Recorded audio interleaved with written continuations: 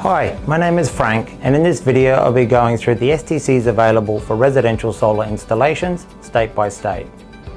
If you're not sure what STCs are, go back and check out the previous video where I talk about STCs and how they are calculated and how they can reduce the price of your solar system installation.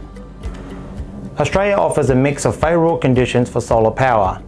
When we get a lot of sun, which makes solar panels more productive, and electricity rates are amongst the highest in the world, which increases the potential savings when installing a solar system.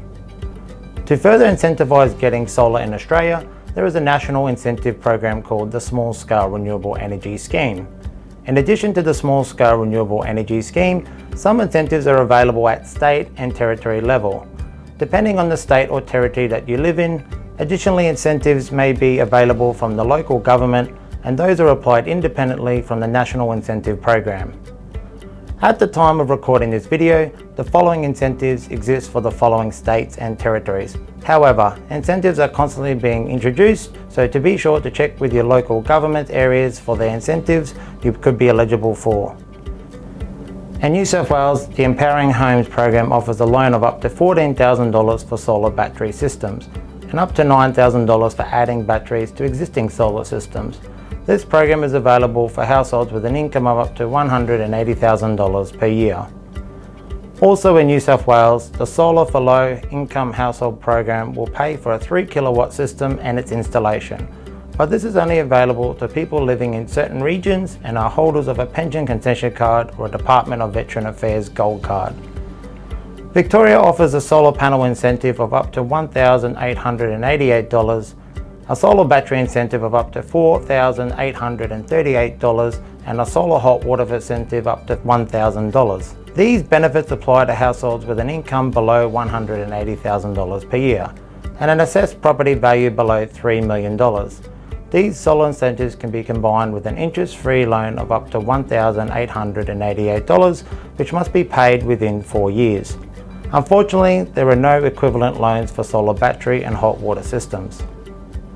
South Australia offers an incentive for up to $6,000 for energy storage through the Home Battery Scheme. Low interest loans are also available to complement the battery subsidy. The ACT Solar for Low Income program offers a solar power subsidy of up to $2,500. The Next Generation Energy Storage program offers a battery incentive of $825 per kilowatt for systems up to 30 kilowatts. Unfortunately, if you live in Queensland, Western Australia and Northern Territory or Tasmania, there are currently no state or territory-based incentives available at the time of recording this video.